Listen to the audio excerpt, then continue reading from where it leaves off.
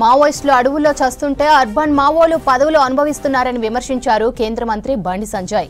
అమాయకులను రెచ్చగొట్టి వారి చావులకు కారణమవుతున్నారని ఆగ్రహం వ్యక్తం చేశారు.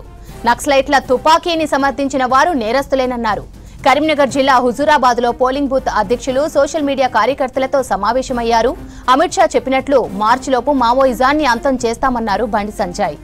మేము అధికారంలో ఉన్నా లేకున్నా కూడా భారతీయ జనతా పార్టీ నాయకులమందరం కూడా మొదటి నుంచి అప్పుడు నక్సలైట్లను ఆ పేరుతో మన మావోయిస్టులు అందరూ కూడా మనం చెప్తూ వస్తున్నాం. మేము తుపాకీ గొట్టం ద్వారా ఏమీ సాధించలేరు, దీన్ని ప్రజలు స్వాగతించరు, హర్షించరు అని చెప్పి మొదటి నుంచి చెప్పుకుంటూ వస్తున్నాం. మేము అంతమంది ప్రాణాలు తీసుకుంటారు, చాలా మంది మా కార్యకర్తల ప్రాణాలు తీస్తారు, పోలీసుల ప్రాణాలు తీస్తారు, అమాయక ఎస్సీ సామాజిక వర్గానికి సంబంధించి పేద ప్రజల ప్రాణాలు తీస్తారు. మీరు వాళ్ళ లాస్ట్ కు వాళ్ళ పౌరకుల సంఘం నాయకులే మావోయిజం అంతరించిపోయింది అని చెప్పి ఇవాళ ఒప్పుకున్నారు. అంటే ఇన్ని రోజులుగా మీరు గుర్తించకుండా అమాయక పిల్లలను యువతను రెచ్చగొట్టి వాళ్ళ ప్రాణాలను బలిగొనడానికి ప్రధాన కారకులు వీళ్లే అర్బన్ నక్సల్స్.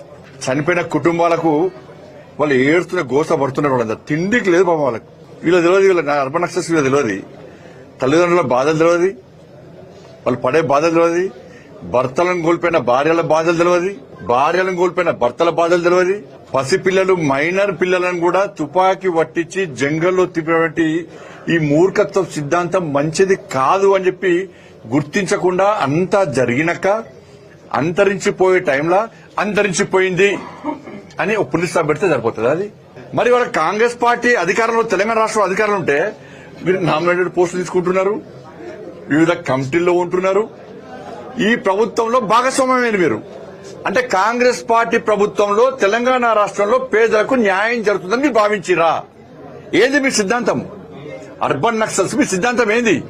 మావోయిస్టు వాళ్ళను అంతం చేయడమే ఇలా కేంద్ర ప్రభుత్వం యొక్క లక్ష్యం.